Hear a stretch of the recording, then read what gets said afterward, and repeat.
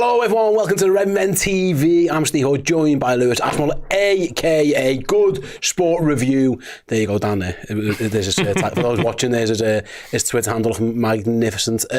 Yes, this is the Liverpool News Update Show. Just to let you know, we've already done the final word show on Manchester United 0, Liverpool 3. That was me, that was John, and that was Peter. That's over on Redmen Plus right now. Later on as well, today, the Redmen Originals podcast with Paul, with Chris, Chloe and Dan. We'll talk more about the game and the specifics and all that. So if that's the type of content you're on for, it is coming up. This is just a news show. And me and Lewis are here to talk about Mohamed Salah, the man who owns Old Trafford, Lewis. But he caused a stir on the pitch with his performance, but then his post-match interview got tongues a-wagging. I think a little bit taken out of context a bit, but maybe not as well. So I'm just going to read some of the quotes that Mo Salah said, speaking to Sky Sports about his contract situation. He said, "As you know, it's my last year in the club, so I just want to enjoy it and I don't even want to think about it." And then he goes on to say, "No one in the club has talked to me yet about a contract, so I say it's my last season." And then someone asks him, I think it was Daniel Sturridge, asked him about a new deal. But new deal, it's not up to me, but no one has spoken to me from the club. So let's start at that back one.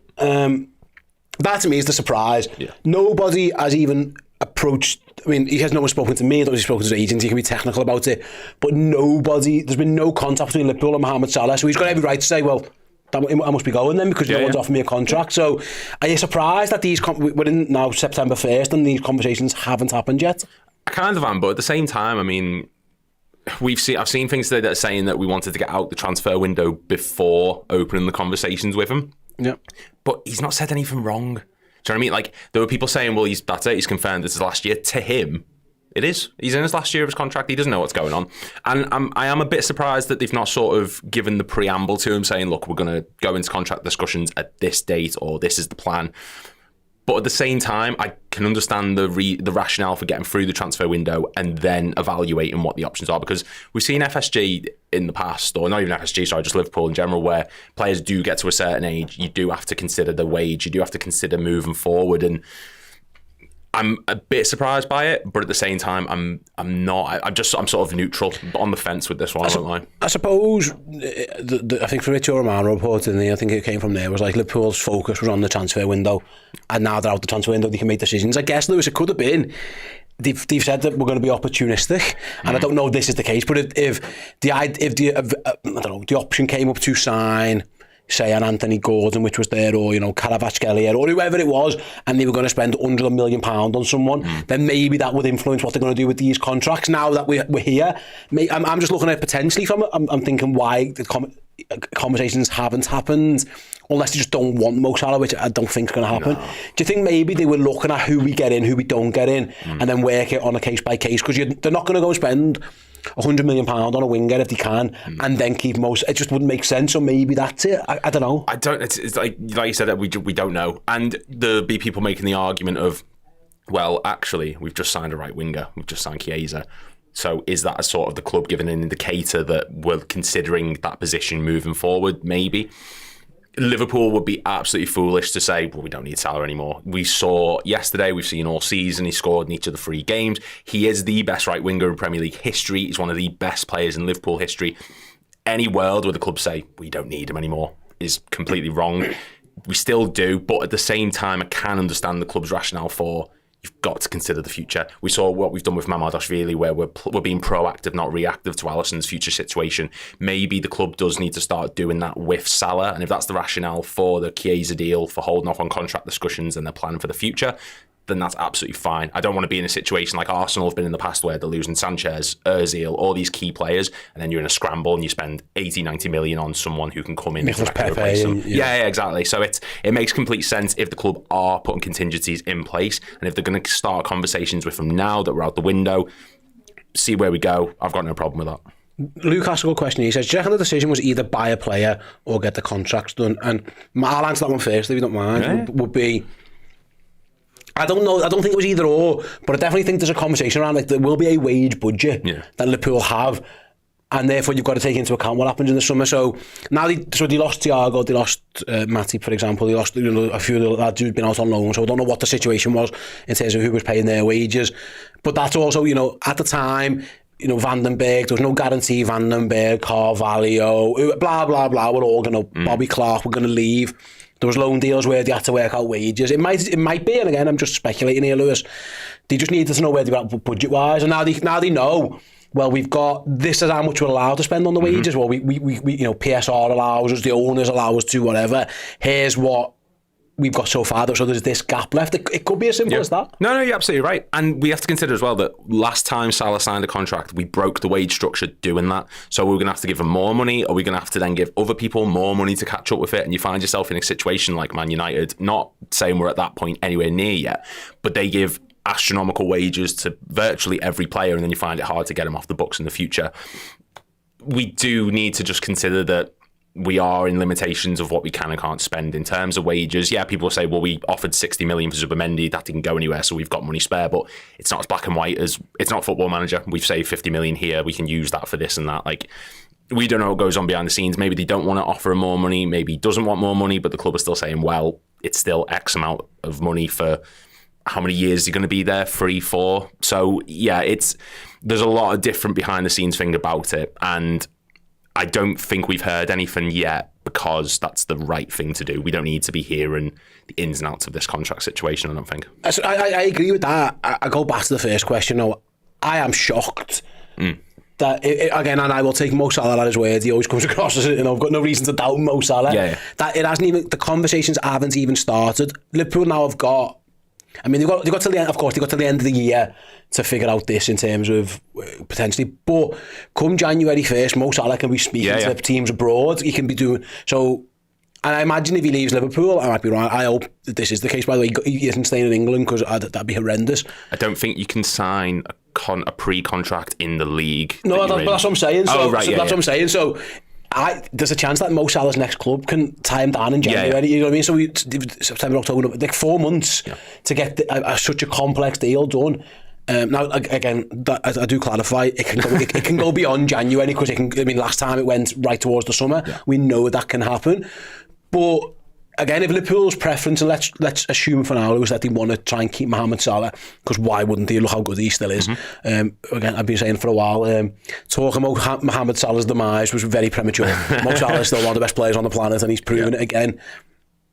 They have given, it's a short amount of time they've given themselves. There's no deadline as such, but it's not an ideal situation to be. The season's underway now, and by the way, there's other contracts that we're focusing on Salah now, but there's Van Dijk and Trent bubbling away in the background. Like, there's a lot of work for Richard Hughes to be getting done here. Yeah, and I think that's something that a lot of people seem to miss, is when we weren't signing people, there were a lot of people saying, Richard Hughes, he's out of depth, this and that. We're not in a bad situation at all, but it's got to be stressful. You've got 3 key players. You've all got to tie down to contracts. And what if the situation is, we can only sign one of these people on? Like, do you go for the best right winger in the league? Do you go for the best centre-back in the league? Do you go for the best right-back in the league, arguably? Like, it's got to be a difficult situation. And I don't think Salah coming out and saying this is going to sort of, and I might be completely wrong, I don't think this is going to accelerate anything. I think this is just him being honest, and the board aren't going to look at this and go, we've got to put our foot down now and decide if we are or not. I don't know. It's a strange situation. We're not used to hearing people coming out and saying it and then having it. If a player normally comes out and says, look, this is my last season, everyone goes, well, that's it, he's gone now. But it's such a weird situation, this. Yeah, and to clarify, and I'll bring the tweet up that, give me a second, bring that Melissa Reddy of Sky Sports, friend of the show, Melissa Reddy, she's been on Redmen in the past, of course, good, lovely friend of ours, says, my understanding is Mo Salah's preference is to remain at Liverpool, but it is not his job to push for that. His performances speak for itself. Salah believes he still has a few years left at the highest level, competing for top prizes while breaking records. It is significant that no one at Liverpool has approached him yet to discuss a new contract. Why would the club wait so long to start the process if they wanted to keep Salah? And that's where I get back to. That last question. We've just spent 10 minutes there trying to speculate why they might have done it. But if you're Mo Salah, you've got every right to go, what more can I prove? No, more like, well, they mustn't want me then. If he's you would, again, footballers, right? Footballers are brilliant. They all have egos. This will be, if Mo Salah does want to stay, like Mel's information suggests, he looks, of course he's happy, he said he's happy, but like, there must be something there, like, hang on a minute, I'm one of the best players ever played. Why hasn't no one even rang me agent yet? You can understand him. And therefore, Lewis, that goes to my next question. I don't think it's a coincidence that Mo used yesterday to talk about this. I am not saying that it's calculated that much, but it's a timely reminder to everybody, because he could have just batted it away and go, oh yeah, like Trent's done, with me contract, we'll see. Yeah. Van Dijk's kind of batted questions away. Salah's now, he's put on Liverpool's toes, he's put on FSG, Richard Hughes, Michael, whoever you want to say. It's now, listen, ball's in your court. I've scored every game, I've been the best player on the pitch again, I own Old Trafford now.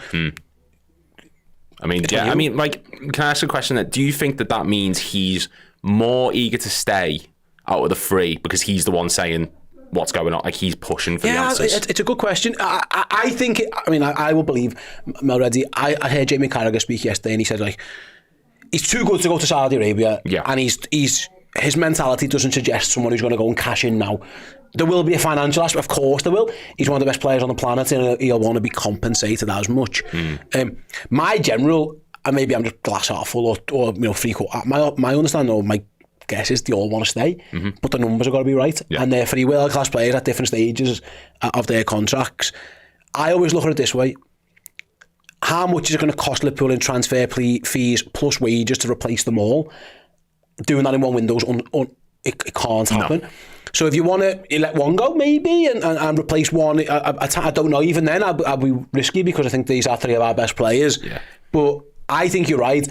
I think this is more Mo Salah wants to stay, and is just saying to Liverpool, but making it known in the media as well, because the last thing Mo Salah wants to do is go to Liverpool and go, any contract talks, lads. Like I say, get on the phone, any contract talk, lads. He's probably thinking, he looks a bit desperate. Like, I don't know, maybe that's it, Eagle thing, where now Richard Hughes knows, we're talking about it, everyone's speaking about it.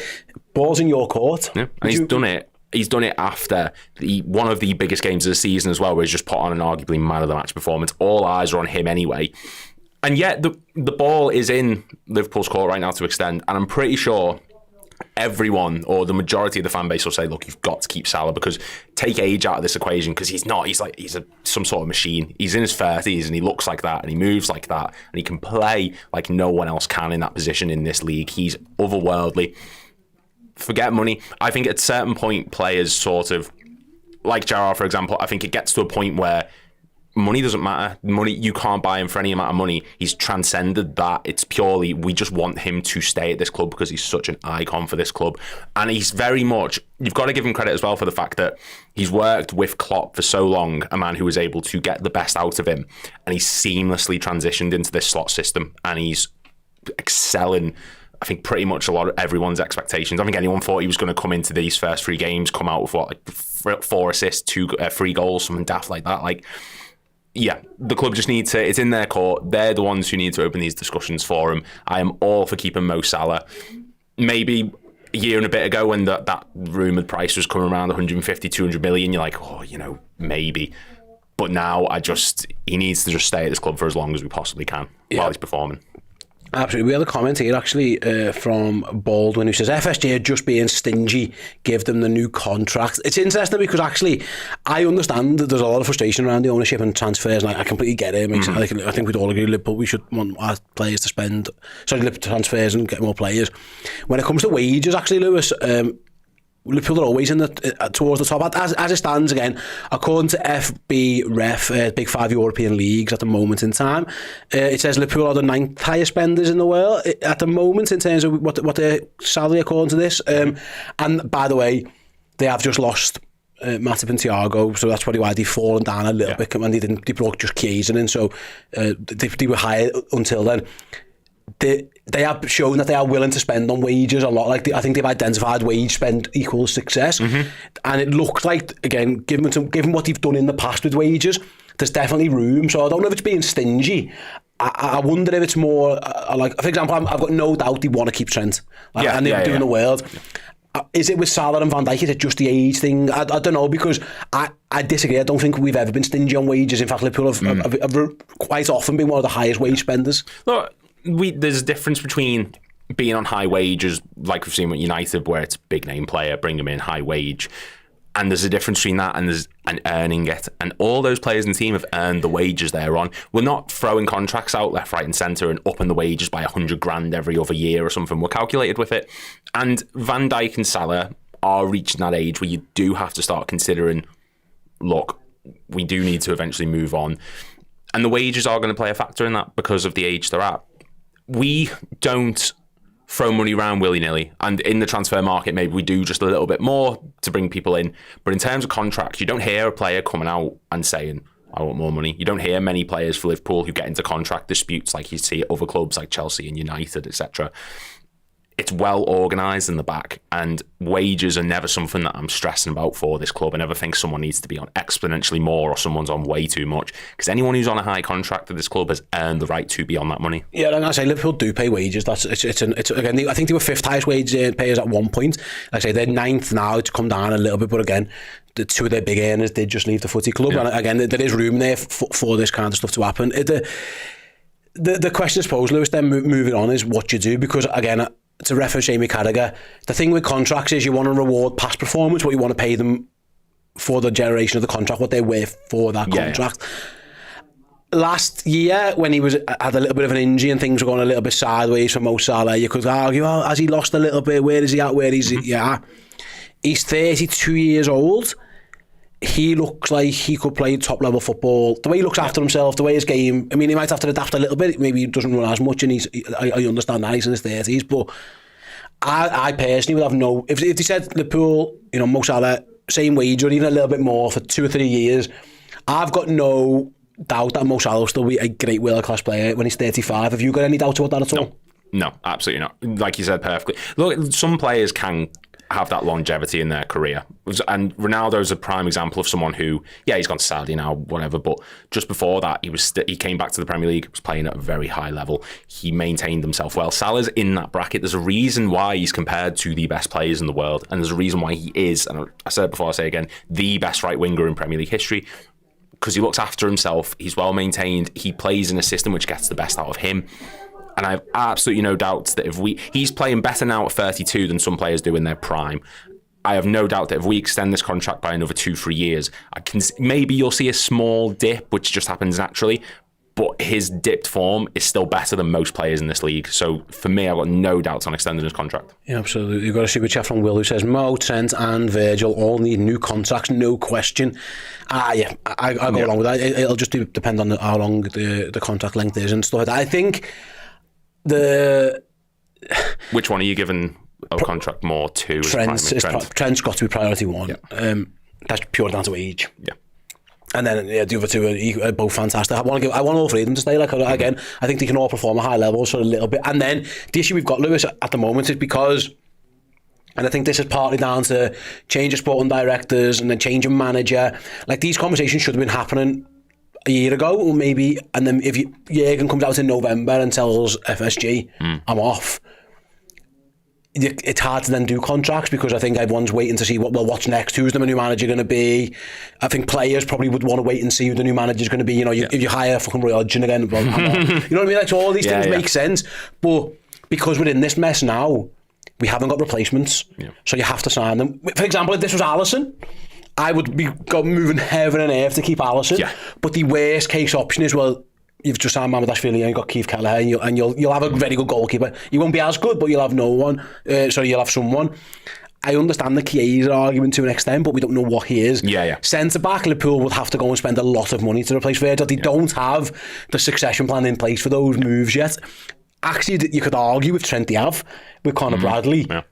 But Trent's he's too good, and it's age. So that's the point where now they've kind of backed themselves into a corner, really. Losing two of your best, three of your best players for free would be unthinkable. Do you think maybe, and I realise people a lot there, but do you think maybe that they're doing what we've just said, trying to sort Trent out first? Because I know Trent said in public, I don't want, every time he's asked about it, he said, I'm not going to do it in public. It's, that kind of stuff. So I wonder if the ball's rolling with Alexander-Arnold and they're waiting for that one to fall before they then go to Salah and Van Dijk. Like a priority list sort of thing. And like you said, Trent is probably the main priority. I think he's got a bit more to offer, his age, from Liverpool, vice captain, etc., etc. So maybe that is the priority. Maybe it'll be like a domino effect where Trent gets announced. We then move on to the next. Because it was a few seasons ago, and I think it was like Henderson, Trent, Milner, like 4 or 5 of the players signed long-term contracts in the one like small period of time. It might be like that. And if that is the way it's being organised, then absolutely fine. There's no reason to sort of rush it. And I agree with not doing it in public, because what do you get from it? Because with Salah's thing yesterday, someone was saying he was damned if he did, he was damned if he didn't. If he just let it go under the radar, everyone would go, well, we want to know what's going on. And the second he says something, everyone goes, well, why are you doing it in public? So it's just a weird situation. Contracts are a messy business when it comes to talking about them, but I completely agree with the club probably do have a priority list. There probably has been preliminary discussions with someone about how they're going to do things.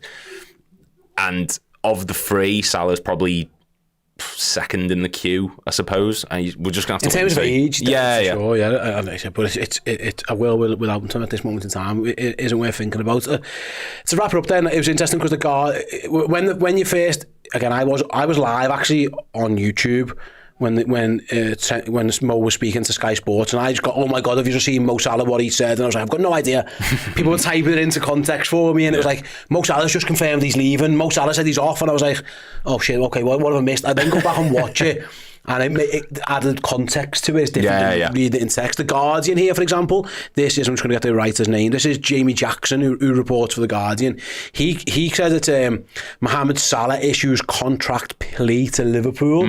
So they've interpreted it as, this isn't Salah saying, see you later, I'm off, waving goodbye, I'm on my farewell tour. This is Mo Salah saying, give me a new deal, please. Yeah.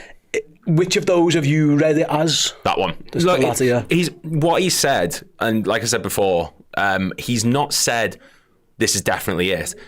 What he's saying is facts. At the moment, at this time of recording it, it is his last year, because he's not on a contract extension. I think he has just said how the situation is. He's been black and white with it, but because it's the media and everyone wants a story, they've taken what he said, which is actually fact, and twisted it into, that's it, he's going. He's announced he's leaving the club. If he announced he was leaving the club, I think there'd be a bigger to-do about it.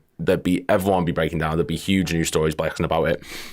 He's not said anything wrong, and I do think it is just him saying, look, I want the extension. I want the conversation, and then if the conversation doesn't go well, then I'll move on.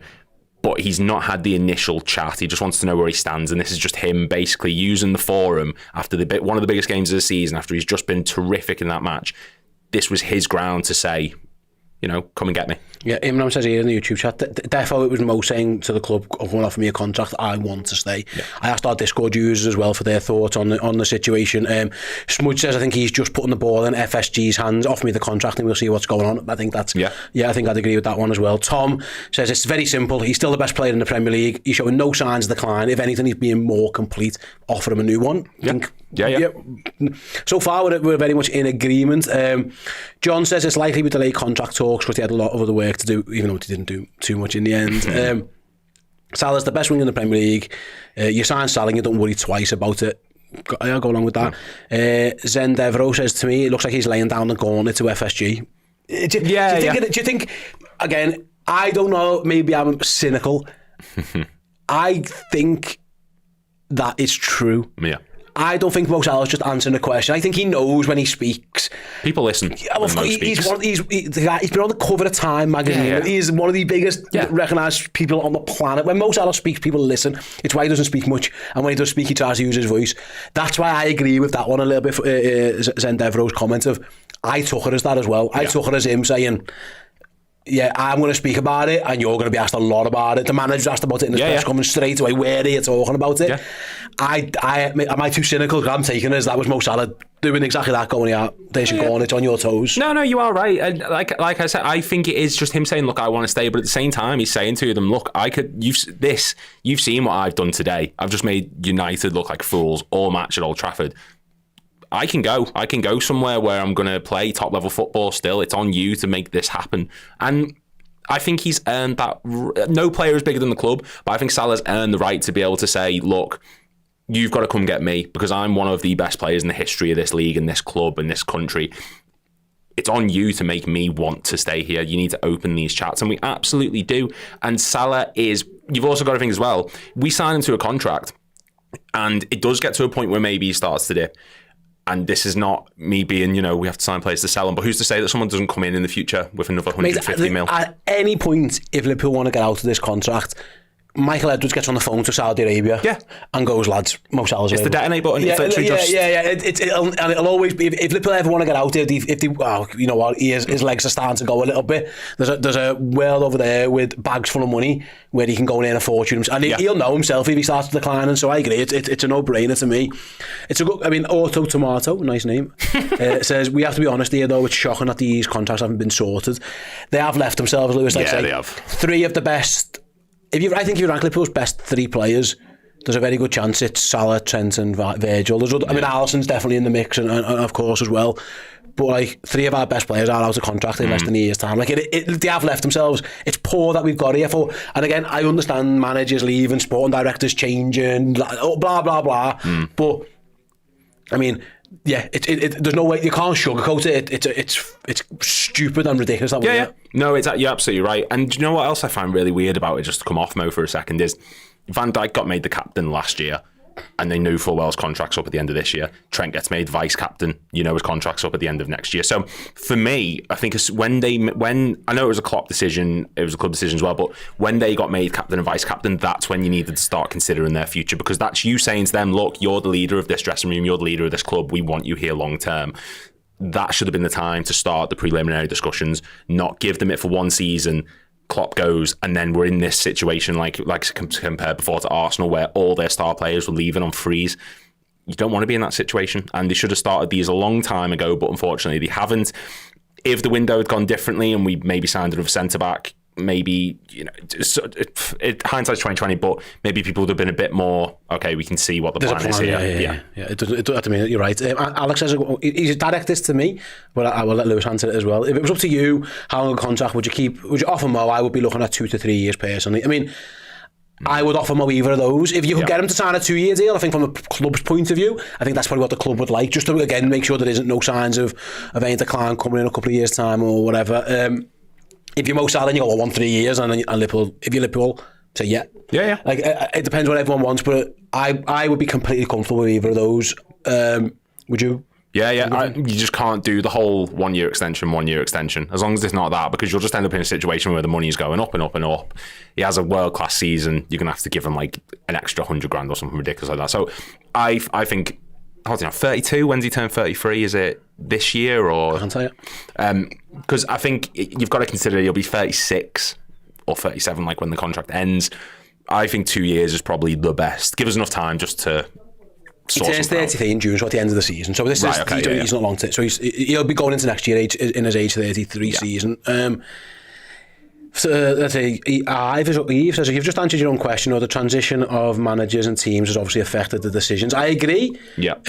But also they could have had these tied down even before Jürgen said he was going, potentially. Again, it's so difficult we don't know the inner workings of it, but there's always circumstances everywhere. Jack says, I'd offer him 4 to 5 years. It's his call. He'll still be going strong until he is 40. Nuob says maybe 2 with the option of a third. I think that would make sense. That'd be my preferred The thing when you do like the short-term deals is you're not cost controlling them. At least if you do 3 years, you're paying Mo Salah 3 years at this amount for free, and you can just budget accordingly. So I think that's maybe sometimes it's better to go longer. Chelsea are obviously they're 8 and 9, so maybe you can offer Salah one of them. Mikey says a 30-year-old Salah in decline would still be a better bench option than Nunes. Poor Darwin's out here taking strays. There's no need for that. He's like the 50 Cent meme where he's like, what have I done? Yeah, you didn't need that one. Poor Darwin. We're not even talking about him. He signed the contract. Dino, I would offer Mo and Virgil 2+1 and get Trent to 5. If they could do that, they'll have had a worldie. That's the perfect. Let's give him a 3-year deal. Come on now. That is absolutely fantastic. Tony said, we've overlooked we can now rest Mo in games, hopefully prolonging his longevity. If Case is as good as advertised, then it's certainly... We're not in that same situation we were a few years ago where it was just Mane, Firmino and Salah, and if one of them goes, you're up the creek, we've got options. You're bringing Adam Lallana off the bench. With all due respect, he wasn't right. No disrespect to Adam Lallana. He's a midfielder. You were sticking him on the right wing. Final question before we wrap up then, Lewis. Prediction time. And you guys get involved as well, whether you're in the Discord, whether you're in the live chat. How many of these contracts do you think Liverpool gets signed? Do you think 1, 2, 3 extend, and who do you think in each of them? You have a think, and I'll go first. Yeah. I think they'll all stay. Oof. I think all 3 stay. I think Trent gets obviously the longest deal. He might even get the most money. And I think the other 2 stay on relatively shorter term deals. Would be my guess. Maybe I'm just optimistic. No, I hope you're right. I pray you're right. Okay, while you're thinking, just too cool says all 3. So does Ive. Tony agrees as well. He thinks all 3 of them stay as well. So, but is that Bill's just being very optimistic? No, I just think it's logical for everyone. Yeah. The one I'm most worried about is Alexander Arnold. Yeah, because Real Madrid are there. Yeah. I mean, listen, don't get me wrong. Van Dijk and Salah would find clubs. Of course they would, but I think the Real Madrid smoke terrifies me. I don't think Real Madrid would do Mohamed Salah now, given Rodrigo, Vinicius, Mbappe. I don't know that would happen. So I'm more worried about Alexander Arnold, but I do think all 3 are staying. I think Trent and Van Dijk stay. I'm not sure about Salah. As much waffle as I've just spoke for like half an hour, I can see a world where the club are going to say, you're our highest earner. We don't want to be giving you too much more when we don't know what we're going to get when you're 35. And I can see, of the 3, Salah is the one who I am the most concerned about. And I do think he'll probably leave. And I hate the fact that I've just said that. No, I agree. Predictions are predictions.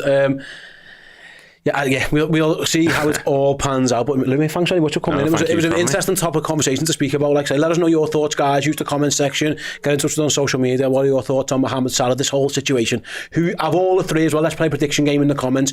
How many do you think of the 3 stay and sign new deals? I'd love to hear your thoughts on it. Like I said earlier, Redmen Originals podcast, 2 p.m. today. Paul, Chris, Chloe and Dan breaking down all of Man United 0, Liverpool 3, as well as, of course, a little bit on Mo Salah, some content. They'll be touching upon some similar issues as well, from a different perspective. But thanks very much to you guys for watching or listening. Thanks to Lewis for coming in, and yet we'll catch you all next time. See you later, everyone.